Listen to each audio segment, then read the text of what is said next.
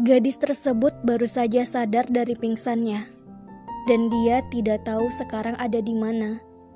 Semua terlihat gelap dan berwarna hitam. Ia berpikir kalau dia sekarang sudah buta, tapi itu tidak mungkin. Sebelum dia pingsan, dia masih bisa melihat indahnya alam yang diciptakan oleh Sang Pencipta alam. Dia mencoba untuk terus membuka kelopak matanya yang indah, tetapi ia merasa ada sesuatu yang seperti kain menutup kedua matanya. Kok badan gue berat dan kaku ya? Gue pakai baju apa nih? Panjang banget, ujarnya ketika dia hendak berdiri meminta bantuan.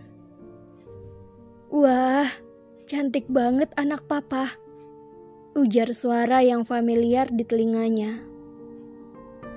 Papa, Elvina ada di mana? Kok mata Elvina ditutup? Kok gelap, Pak? Kok badan Elvina berat banget, Pak? Tanyanya tanpa jeda. Tenanglah sayang, kita mau ngangsur pesta pernikahan kalian. Kamu tenang saja, suami kamu matanya juga ditutup, ujar papahnya tersenyum melihat Elvina. Apaan ini, Pak? Gak lucu tahu. Yang serius aja, Pak. Tapi tetap saja, papanya membawa Elvina ke depan penghulu untuk melangsungkan pernikahan yang sakral di dalam agama Islam dan dalam semua agama. Yang anehnya, dia merasa pernikahan ini hanya dihadiri dua belah pihak keluarga. Semua sahabat atau teman-temannya bahkan tidak hadir di acara pernikahannya. Tetapi ia merasa bersyukur karena tidak ada yang tahu kalau saat ini ia sedang melangsungkan sebuah pernikahan. Karena sebelumnya, dengan sombongnya dia memberitahukan ke semua orang kalau ia akan menikah di usianya yang ke-28 tahun. Karena ia masih ingin mencari jati diri dan masa depannya. Tapi nahasnya, di usianya yang baru saja beranjak 21 tahun, ia harus menikah dengan laki-laki yang tidak ia kenal sebelumnya. Tidak tahu, dia laki-laki yang seumuran dengan dia, om-om, atau bisa jadi daddy sugar. Setelah ijab kabul, ia langsungkan, dia sah menjadi istri laki-laki tersebut. Semua wanita pasti berangan-angan dengan pernikahannya yang mewah dan dihadiri banyak tamu. Tapi pernikahannya terbanding terbalik dengan pernikahan pada umumnya. Matanya tertutup dan hanya dihadiri dua belah pihak keluarga. "Pak, mau kemana kita sekarang?" Tanyanya bingung, meraba-raba. Apapun yang ia lintasi karena ia ingin tahu dia ada di mana. "Ke kamar kamu lah sayang, kan kalian sudah nikah. Kalian bisa ngelihat wujud kalian masing-masing di kamar," ujar papahnya. "Dia bukan om-om atau sugar daddy kan, Pak?" Tanyanya polos penasaran. "Bukan sayang, dia tidak jauh berapa tingkat dari usia kamu yang sekarang," jawab papahnya. Ada sedikit merasa lega di dalam hatinya. Papanya dan dia langsung masuk ke kamar dan dudukin dia di atas kasur. Matanya sudah dibuka tapi cuma sebentar. Papanya nyuruh ia mengenakan pakaian yang seksi, tetapi dia tidak mau. Ia memilih pakaian yang serba panjang agar laki-laki tersebut tidak tertarik padanya dan tidak memiliki niat untuk menyentuhnya. Sudah 1 jaman, dia menunggu dengan mata yang masih tertutup, dan detik berikutnya terdengar suara ketukan pintu. Kata papanya, kalau pintunya sudah diketuk, baru boleh buka matanya. Di saat dia membuka matanya, dia sangat terkejut ngelihat sosok yang ada di depannya. "Loh!" teriaknya histeris. "Hos, hos, hos." Terdengar deru nafasnya yang terengah-engah. Di saat matanya terbuka, dia langsung meraba seluruh badannya dan mengedarkan pandangan matanya ke seluruh ruangan. Di saat itu, ia langsung menghela nafasnya kasar merasa lega. Wah, Syukurlah, ternyata ini semua mimpi. Kemudian dia mencubit pipinya sendiri. Ia teriak merasakan sakit karena cubitan di pipinya cukup kuat. Karena ia ingin memastikan kembali apakah saat ini ia masih berada di alam mimpinya ataukah sudah sadar. Sakit. Gila banget, gue mimpi apaan sih? Tunggu. Laki-laki itu bukannya dia laki-laki yang selalu ngikutin gue. Terus kenapa dia tiba-tiba ada di dalam mimpi gue? Siapa sih sebenarnya dia? Aduh, ribet amat hidup gue, ujarnya sambil mengarahkan kedua tangannya ke wajahnya. Kemudian dia melihat ke arah jam dinding, dan ia memutar bola matanya malas. Karena sekarang waktu menunjukkan pukul jam 3 pagi. Ia kembali merebahkan tubuhnya di atas kasurnya yang empuk, dan menutup badannya dengan selimut hingga leher. Bulak-balik, ia mengambil posisi yang ternyaman agar matanya kembali terpejam. Tetapi bagaimanapun posisi ternyaman yang biasanya dia lakukan, tetap saja matanya tidak bisa terpejam. Gara-gara mimpi sialan, gue gak bisa tidur. Pasti besok mata gue kayak mata panda karena bergadang. Percuma saja dong gue ngerawat wajah dan minum vitamin supaya kulit gue terlihat segar dan cantik. Keluhnya. Dan kemudian dia duduk menyandarkan badannya di kepala kasurnya. Ia mulai menghidupkan handphonenya untuk melihat sesuatu supaya dia memiliki kegiatan. Di saat ia hendak membuka Instagramnya, tiba-tiba sosok laki-laki tersebut saat ini berada di depannya. Dan matanya langsung tertuju pada sosok laki-laki tersebut. Namun ia masih tidak percaya dengan sosok tersebut. Ia mengucek matanya beberapa kali dan mengerjapkan matanya cantik. Di saat itu juga, sosok laki-laki tersebut hilang dari pandangannya. Astaga, sosok apaan sih tadi? Ujarnya, menggaruk lehernya bingung dan menampar pipinya pelan. Mungkin gue tadi menghayal. Tapi kok sosok tersebut selalu muncul di saat gue lagi lengah ya? Tunggu, apa dia jurik? Tapi kayaknya enggak lah ya. Di zaman modern dan canggih ini mana ada jurik? Dasar halu gue, ujarnya sendiri, tertawa geli dengan pikirannya sendiri. Sayang, suaranya menggema memanggil Elvina. Dan di saat itu juga, Elvina tersontak kaget, mengusap kedua lengannya merasa merinding. Sayang, panggilnya lagi. Keringat dingin semakin banyak meluncur berhamburan membasahi tubuh tegang Elvina. Ia bahkan hampir lupa bagaimana caranya bernafas. Detak jantungnya berdetak semakin cepat dan cepat. Situasi ini yang selalu membuatnya merasa takut dan terintimidasi. Tepat di depannya, lagi-lagi sosok itu muncul dengan terbit senyumnya yang lebar dan menyeramkan. Tatapan serta nada suara sosok itu menyeramkan baginya. Mungkin bukan baginya saja, siapapun yang melihat serta mendengar seperti dirinya ini, pasti akan sama halnya dengan Elvina. Lo siapa? Kok lo bisa ada di kamar gue? Tanyanya dengan nada yang terbata dan mata memerah menahan rasa takutnya. Bukannya jawaban yang Elvina dapatkan, tetapi malah senyuman yang menyeramkan yang terukir. Lo gak tuli kan? Lo bisa dengar gue kan? Please, jangan ganggu hidup gue. Mending lo pergi sekarang, sebelum gue panggil nyokap dan bokap gue. Ujarnya panik, berusaha mengusir sosok tersebut. Sudah hampir 1 minggu ini, Dia melihat sosok tersebut. Awalnya dia tidak menghiraukannya, karena selama ini sosok tersebut tidak pernah muncul di depannya. Lebih tepatnya hanya jarak jauh. Tapi kali ini sosok tersebut benar-benar membuatnya mati ketakutan. Gue hitung sampai 10.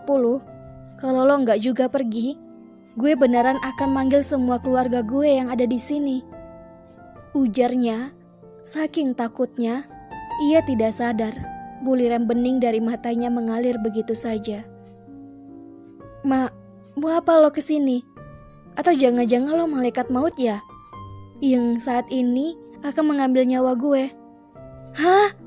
Gue udah mati dong. Malaikat maut, please jangan bawa gue dulu. Seumur hidup gue belum pernah merasakan pacaran, apalagi merasakan first kiss. Ujarnya ngelantur, asal menebak, memohon dengan kedua tangannya yang menyatu. Karena ia sama sekali tidak tahu apa yang harus ia lakukan sekarang. Ingin sekali ia berlari dan keluar dari kamarnya. Tetapi ia merasakan ada sesuatu yang menahannya, sehingga ia tidak bisa berkutik sama sekali. Lagi-lagi sosok tersebut tidak menjawab semua pertanyaan yang diajukan Elvina. Sosok itu malah terkekeh yang semakin membuat dirinya terlihat berkali-kali lipat lebih menyeramkan daripada sebelumnya. Kamu terlihat sangat lucu, sayang. Akhirnya ia mengeluarkan suaranya. Wah, malaikat maut, menjauhlah dari gue. Kasih gue kesempatan untuk hidup kali ini saja. Gue mohon, pintanya lagi. Kamu masih hidup dan kamu masih bisa meraih semua cita-cita kamu. Jawabnya dengan tatapan yang mengintimidasi Elvina. Dan satu lagi, aku ingatkan sekarang juga, jangan pernah menggunakan kata-kata sialan itu saat berbicara denganku. Maksudnya aku, sebutan gue elo. Sambungnya dengan nada dingin, namun tajam, dan mengintimidasi lawan bicaranya. Gadis itu mendengus. Antara kesal serta takut bercampur aduk menjadi satu. Jadi gue masih hidup? Berarti lo bukan malaikat maut? Jangan-jangan lo jurik? Bukan urusan lo. Lagi-lagi, kenapa nada bicaranya tidak bisa berkompromi dengannya? Kenapa ia mesti gugup dan takut dengan sosok itu? Sialan memang. Sosok tersebut mendekat, dan saat itu juga wajah mereka bertemu. Seketika mata Elvina kabur dan memudar, dan detik itu juga Elvina jatuh pingsan. Karena ia tidak bisa lagi mengendalikan rasa takut yang saat ini sedang menggebu-gebu. 1 jam lamanya Elvina pingsan, dan dengan posisi yang sama, ia terbangun dari pingsannya. Ia membuka kedua kelopak matanya perlahan, dan detik itu juga, ia meringkuk menangis, meluapkan semua rasa yang bercampur aduk di dalam dirinya. Malam ini benar-benar membuatnya trauma. Eits, salah, bukan trauma. Mana pernah ada kata trauma di dalam hidup Elvina. Secara, dia adalah gadis yang tomboy, dan seluruh temannya rata-rata adalah laki-laki.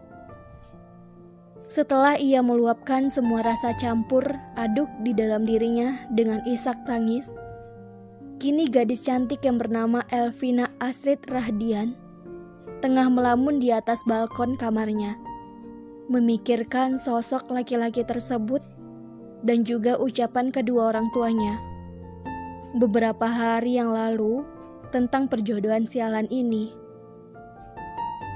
Mimpi yang sebelumnya hingga membuat Elvina harus terbangun dari bobok cantiknya mungkin mengekspresikan perasaan tentang perjodohan sialan ini.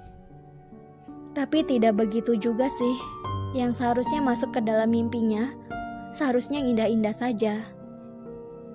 Elvina takut jika seseorang yang akan dijodohkan dengannya itu terpaut jauh dengan usianya. Ia takut jika dirinya tidak bisa mencintai suaminya kelak. Intinya ia sama sekali belum siap untuk menikah, karena ia mempunyai tekad menikah di usianya yang ke-28 tahun. Sekarang apa yang harus gue lakuin?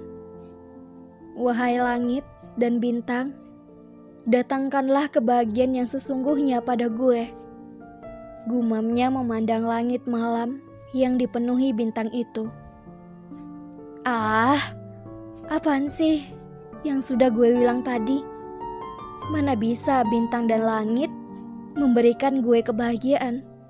Hanya Tuhanlah yang bisa melakukan itu untuk gue.